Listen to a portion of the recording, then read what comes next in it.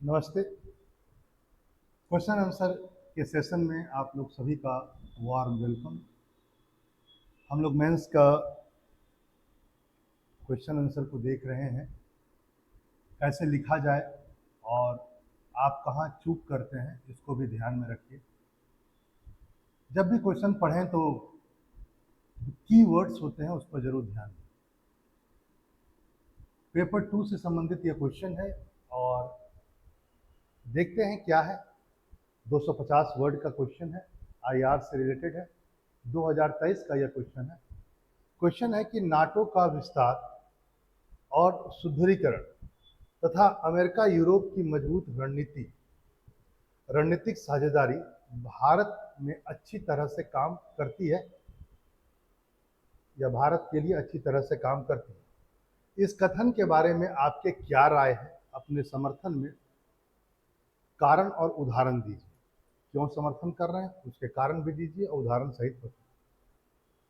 The expansion and the strengthening of NATO and a strong US-Europe strategic partnership works well in India, मतलब India के favour में। What is your opinion about this statement? Give reason and example to support your answer. देखिए, इसमें एक बात ध्यान रखेंगे आप लोग, क्वेश्चन की मांग ना नाटो है, ध्यान रखिएगा। जो क्वेश्चन का डिमांड है वो ना expansion and strengthen of NATO है, न strong US European strategic partnership. ये डिमांड नहीं है। डिमांड है ये दोनों तो हो ही रहा है, तो बोल ही रहा है कि ये दोनों है, लेकिन ये भारत के लिए अच्छा है, वेल इन इंडिया, इस पर बात करना है, ये वाला, इस पर अपना ओपिनियन दीजिए। ठीक है, तो याद रखेंगे ये नहीं कि नाटो पर प्रवचन देना शुरू कर दिए, यूएस यूरोप स्ट्रेटेजिक पार्टनरशिप पर लिखना शुरू कर दिया। डिमांड है ही नहीं। डिमांड है ये स्टेटमेंट दे दिया कि अब आपको कहना है कि ये भारत के लिए अच्छी तरह काम कर रहा है। तो भारत के लिए ये दोनों चीज कैसे अच्छी तरह काम कर रहे हैं इसको बताना है, अपना ओपिनियन दीजिए। ठीक है, तो ये नहीं कि दोनों के बारे में जरा भी नहीं लिखना। जरूर एक इंट्रोडक्शन दीजिए। इंट्रोडक्शन हमेशा ऐसा होना चाहिए कि एग्जामिनर को लगे कि वो आपकी कॉपी को और अच्छे तरीके से पढ़े और बहुत सीरियसली पढ़े। मैं हमेशा अपने विद्यार्थियों को कहता हूं कि जब भी आप इंट्रोडक्शन लिखें तो उसमें पूरे जो क्वेश्चन है उसका एक तरह से आंसर छुपा हुआ,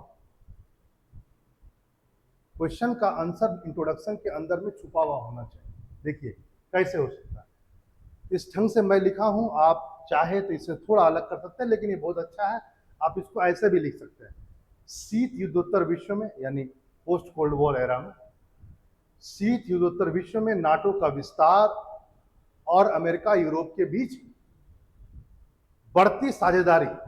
ये बढ़ती होगा, यहां पर थोड़ा सा स्पेलिंग रॉन्ग हो गया, ध्यान रखेंगे, ये होगा बढ़ती, है ना। बढ़ती साझेदारी हर देश के लिए अलग अलग प्रभाव को लेकर के आया। किसी के लिए अच्छा हो सकता है, किसी के लिए बुरा हो सकता है, हर देश के लिए अलग अलग प्रभाव लेकर आया। इसी क्रम में भारत पर भी इसके प्रभाव को स्वाभाविक रूप से समझा जा सकता है। भारत पर भी इसका प्रभाव पड़ना स्वाभाविक है, नेचुरल है।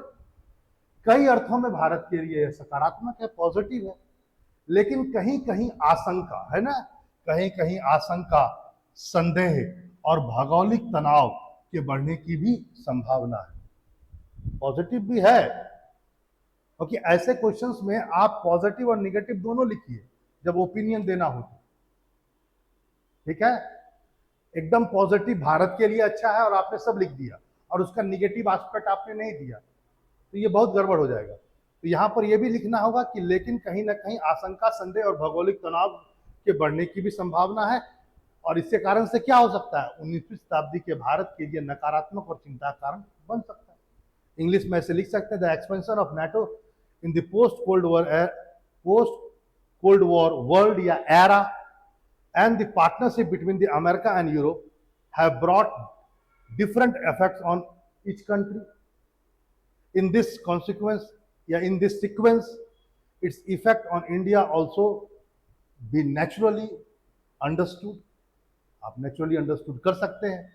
In many ways, it is positive for India, but in some places or some case, there is also a possibility in the increasing and apprehensions, suspicions, and political tension, which can be negative and a cause concern for the 19th century India. तो इस ढंग से आप एक अच्छा सा introduction लिख करके आप पूरे क्वेश्चन का आंसर का जो एक ब्रीफ होता है वो आपने इंट्रोडक्शन में लिख दिया। अब आप कैसे ये अच्छा हो सकता है पॉजिटिव में, सपोर्ट में आप कुछ बातों को कहें। अब आप कहेंगे सपोर्ट यानी पॉजिटिव आस्पेक्ट। ये फर्स्ट पार्ट आपने इंट्रोडक्शन किया पॉजिटिव आस्पेक्ट। सबसे पहले आप काउंटर टेररिज्म और सिक्योरिटी कॉपरेशन के बारे में बताइए, कैसे ये हेल्प कर सकता है। दूसरा, कंटेनिंग चाइना। तीसरा, मैंने यहाँ एक पॉइंट बनाया है रीचिंग आउट ईरान, देखते हैं क्या है। चौथा, डिटरेंस अगेंस्ट एग्रेशन, ये चौथा पॉइंट हमने बनाया है। देखते हैं क्या क्या बातें हैं इसमें, जरा समझा जाए। नाटो के स्ट्रांग होने से और यूरोप और अमेरिका के बीच जो स्ट्रेटेजिक पार्टनरशिप हो रहा है, इसके होने से क्या क्या हो सकता है।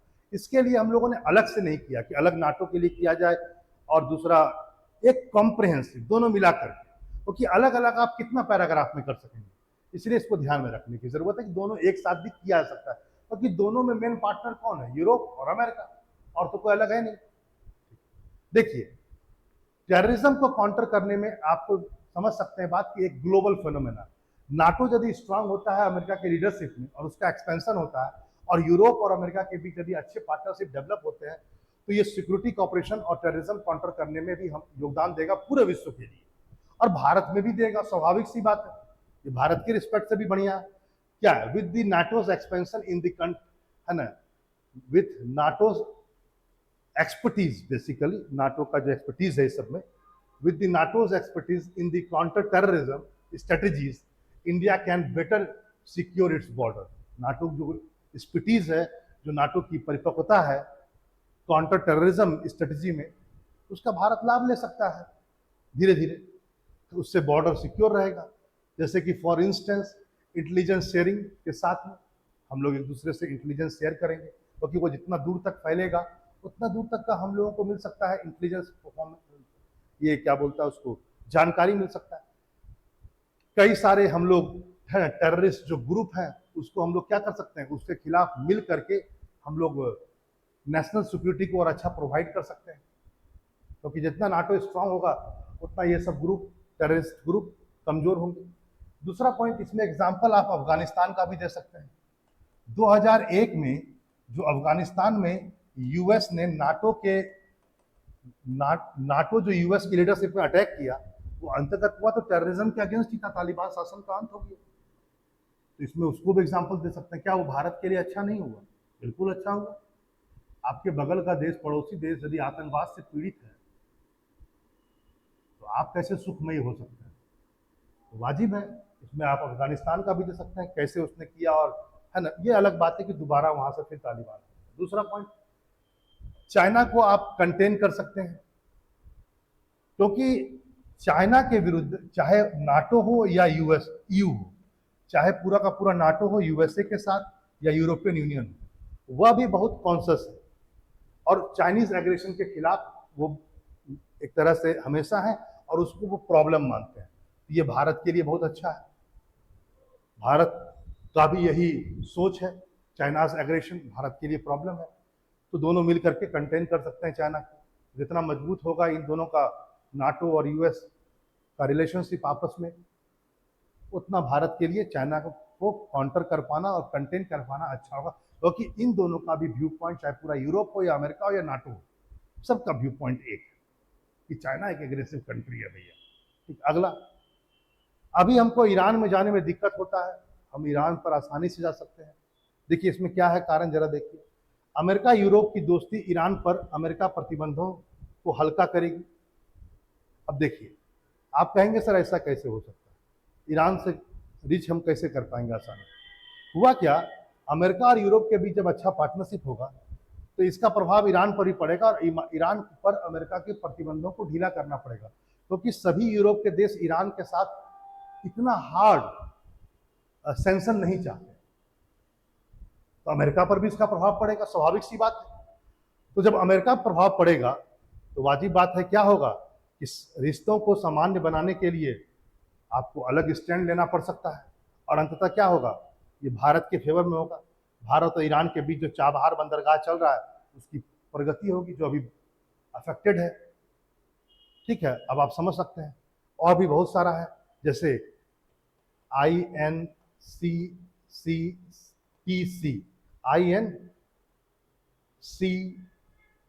INS, सॉरी, और भी चीजें हैं जैसे INSCTC, जो कॉरिडोर है उसकी प्रगति भी होगी क्योंकि उसमें ईरान इन्वॉल्व है। ये रुका हुआ है प्रगति, चाबहार हम लोग का रुका हुआ है। तो ये सब चीज आप समझ सकते हैं। फिर डेटरेंस का भी ये काम करता है, खासकर जो स्टेट है, बहुत सारे स्टेट यानी देश जो बहुत ही उग्र है, वो कभी भी किसी पर भी अटैक कर देते हैं, चाहे वो कोई भी देश हो या किसी के लिए भी प्रॉब्लम हो सकता है। तो नाटो के स्ट्रांग होने से और उसके एक्सपेंशन से क्या होगा कि जो एग्रेसिव कंट्रीज है उस पर भी, या एग्रेसिव स्टेट है उस पर भी कंट्रोल बैठेगा, और ये भारत के हित में होगा। ठीक है, क्योंकि ये सब आक्रमण करके किसी भी जगह पर आपके हित को प्रभावित कर सकते हैं, राजनीतिक नहीं तो इकोनॉमिकली ही सही, कम से कम युद्ध नहीं हो तो ये ज्यादा अच्छा है। आगे देखिए, मैरीटाइम सिक्योरिटी, नाटो के एक्सपेंशन से क्या होगा, मैरीटाइम सिक्योरिटी जो है वो और भी स्ट्रेंथन होगा, और जब ये स्ट्रेंथन होगा तो इंडिया का जो विजन है बेसिकली, जिसको आप सागर कहते हैं, जिसका नाम है security and growth for the all in the region, security and growth for all in the region, उसको अच्छे से इंप्लीमेंट किया सकता है।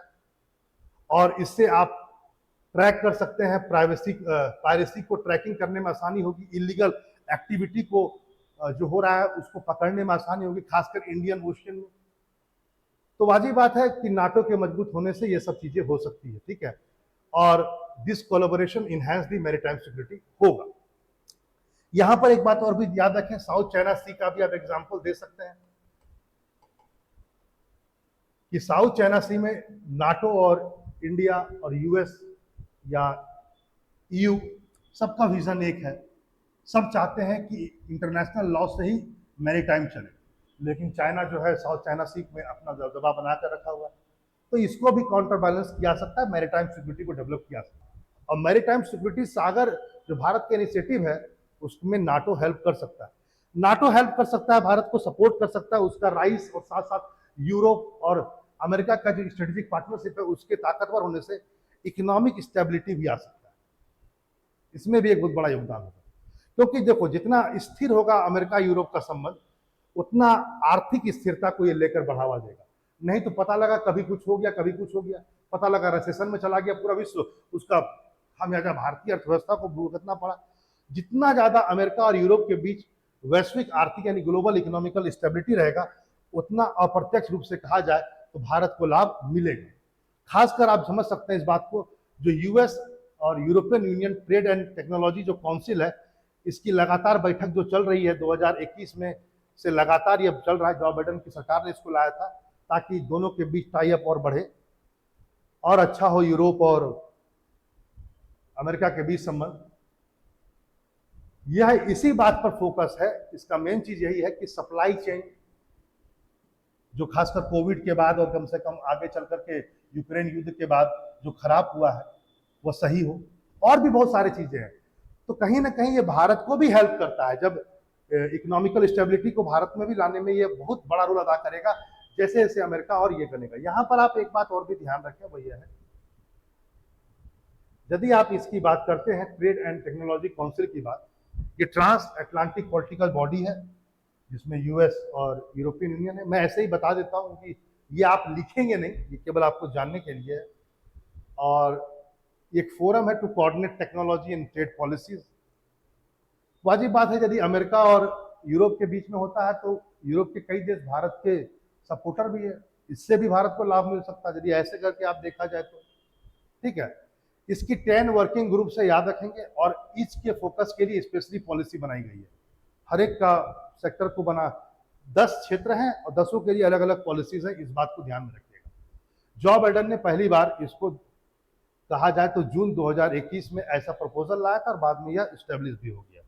इसका मेन फोकस और भी चीजों पर, जैसे स्ट्रेटेजिक सेक्टर पर है, टेक्नोलॉजी कॉपरेशन पर है, मार्केट एसेस पर है, ट्रेड पर रहेगा, डेमोक्रेटिक वैल्यूज पर भी है, रूल ऑफ लॉ पर भी है, डिजिटल वर्ल्ड पर भी है, सप्लाई चेन इस पर भी है। ये सब चीजें जब होता है तो पूरा विश्व को फायदा मिलता है और भारत को पर मिलना स्वाभाविक। तो आप समझ सकते हैं ये बात।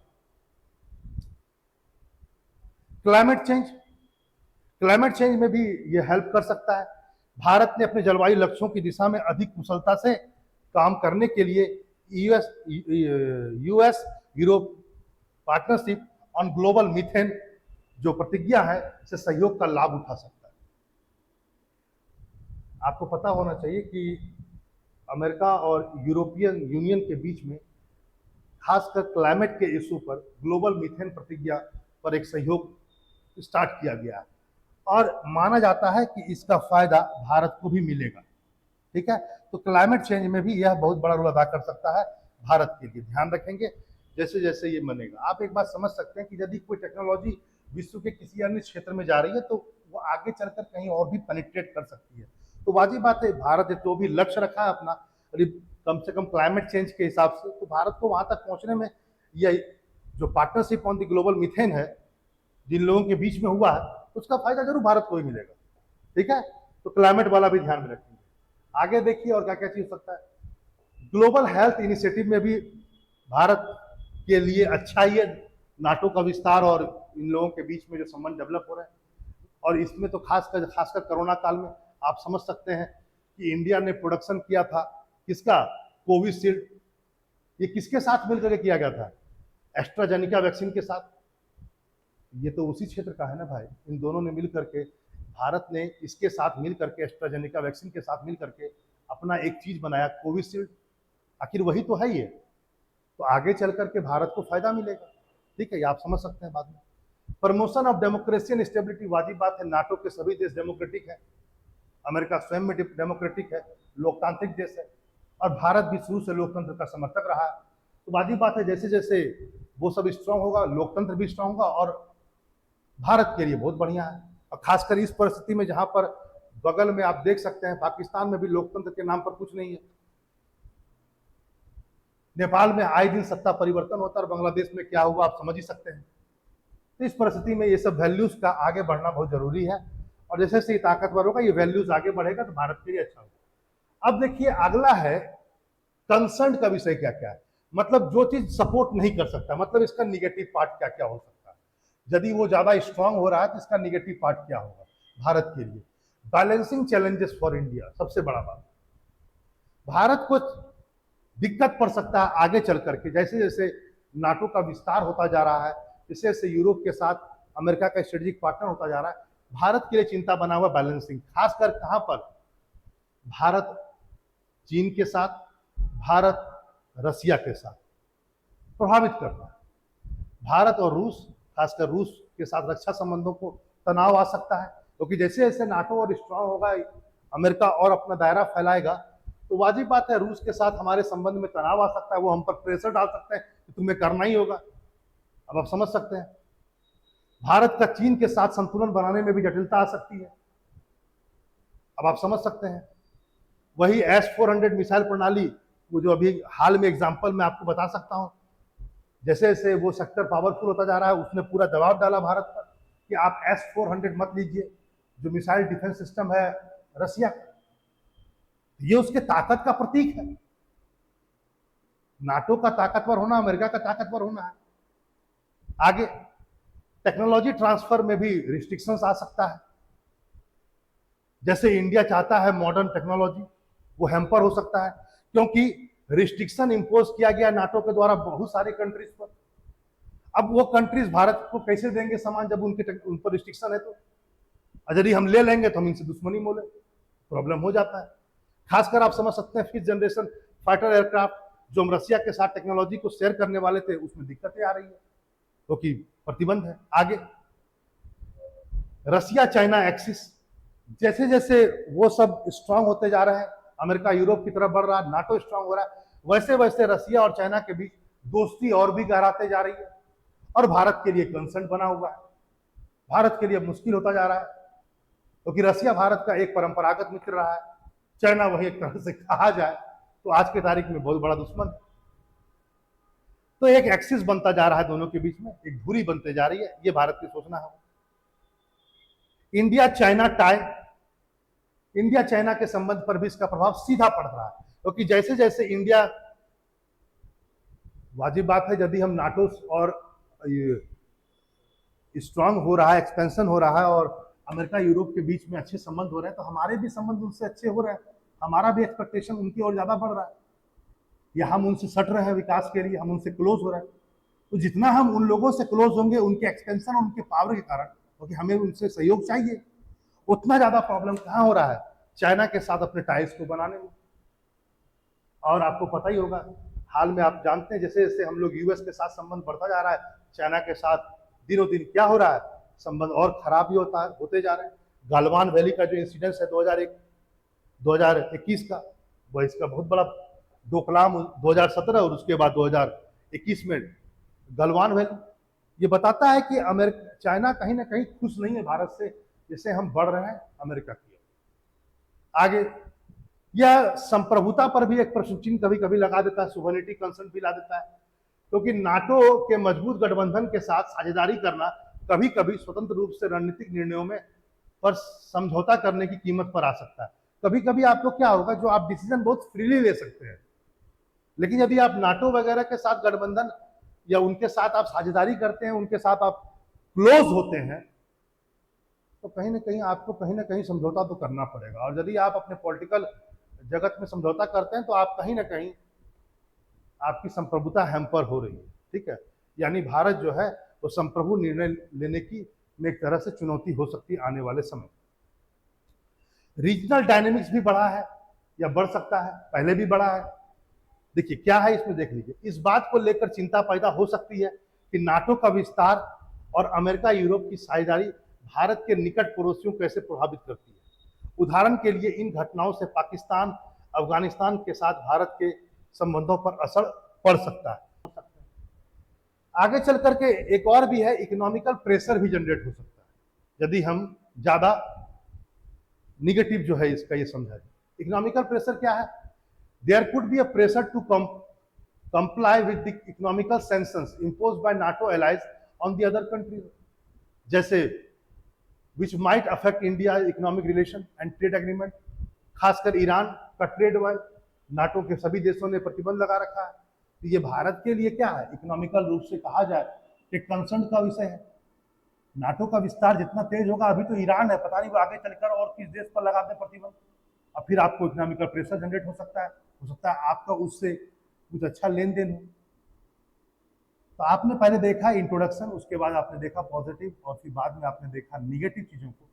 लास्ट में आप कंक्लूजन में एक बात लिख सकते हैं कि ऐसे करके लिख सकते हैं, किसी भी देश की जो विदेश नीति होती है वह राष्ट्रीय हित से चलती है, नेशनल इंटरेस्ट से चलती है, और कोई भी देश उससे कॉम्प्रोमाइज नहीं कर सकता, ठीक है। यदि नाटो और अमेरिका भारत के राष्ट्रीय हित को पूरा कर रहा है तो हम उसके साथ जा सकते हैं, और नहीं पूरा कर रहा है तो हम किसी के साथ संबंध बना सकते हैं, एकदम एज सिंपल एज दैट, ठीक है। इसको आप समझिए। चलिए फिर मिलते हैं हम लोग नए एक क्वेश्चन के साथ। नमस्कार।